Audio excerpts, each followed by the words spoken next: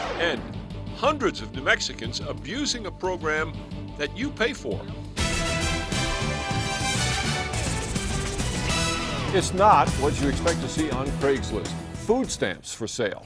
That's what one Albuquerque woman was selling, and as News 13's Katie Kim found out, that's just the tip of the iceberg. Kate.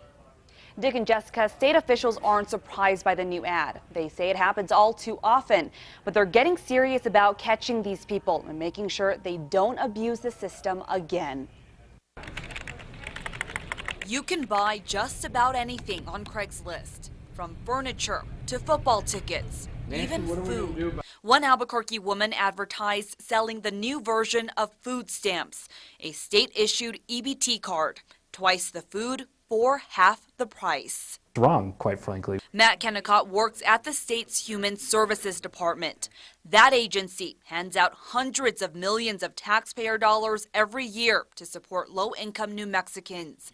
Nearly 450,000 people rely on EBT debit cards, which work like debit cards and are recharged each month to feed their families.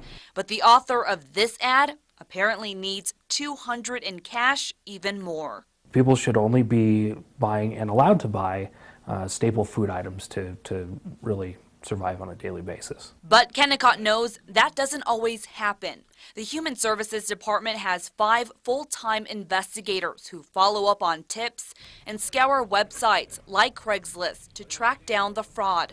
In the last year alone, the agency has investigated more than 1,400 cases, but so far, only a few dozen have been prosecuted.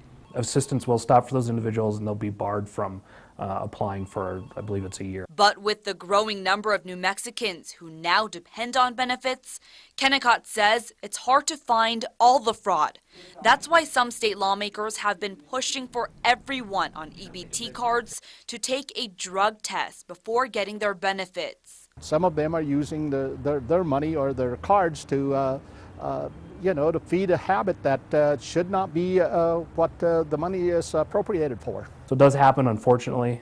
It's a very unfortunate thing, but we are very aggressive about checking those cases out and going after folks who do commit fraud. The woman who posted the ad didn't deny selling the food stamps when we called her this afternoon, but she said she was selling the benefits for a friend who needed help paying bills. The ad has since been taken down. Back to you. Okay, Katie, because those EBT cards get replenished every month, the seller would have had to take the buyer on a grocery shopping trip in exchange.